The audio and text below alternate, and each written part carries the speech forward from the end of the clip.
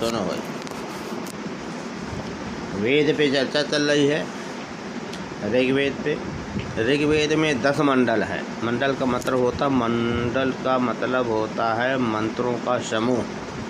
तृतीय मंडल है 2/5 ऋग्वेद। यशुचाशुरुचम विश्वदेव्यम रुद्र यज्ञानाम शादधिष्टिम पसाम। वेदवाणी है, देववाणी है संस्कृत।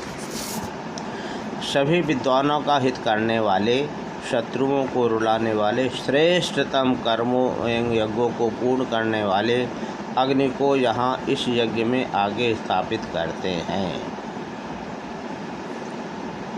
अग्निबाण चलाते हैं राम जी। जो मनुष्य दूसरों का हित करते हैं उनकी शत्रुओं से रक्षा करते हैं। किसकी शत्रुओं से भगवान रक्षा करते हैं? उनकी जो दूसरों का हित करते हैं। परहित लाग तजहि जे देहि। वे अपने श्रेष्ठतम कार्यों से उन्नति और यश को प्राप्त करते हैं। जो अग्रणी उत्तम ज्ञान और कर्म से दिव्य तेज संपन्न होता है। रिलेवेंट नॉलेज रहता है। ये पेपर वगैरह रोज क्यों पढ़ना चाहिए? आस पास अगल बगल विश्व देश सबकी जानकारी मिलती रहे। अब ज्ञान नहीं होगा तो करेंगे क्या? ऐसे अग्रणीय को प्रजा जनता अपनाती है और अपना नेता स्वीकार करती है। दूजों की रक्षा करके हित करे विद्वान, श्रेष्ठ कर्म करके बन जाए महान। श्रेष्ठ कर्म करके आदमी महान बनता है।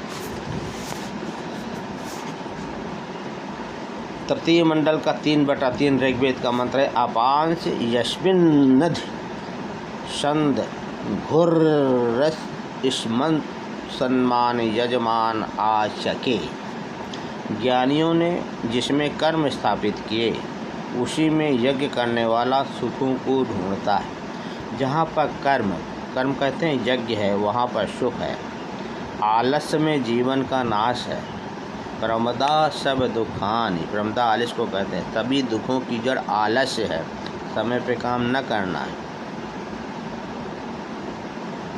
कर्म करने में ही जीवन का सच्चा सुख है, क्योंकि मनुष्य क्षण मात्र भी कर्म के बगैर नहीं रह सकता। ज्ञानी अपने यज्ञ में ही सुख की तलाश करता है। कर्मयोगी बने, क्योंकि कर्म करने वाला निज प्रयत्नों के फल स्वरूप फल को पाता ही है। पुरुष प्रयत्न ही ईश्वर है। अब प्रयत्न नहीं करेंगे तो कहाँ से होगा?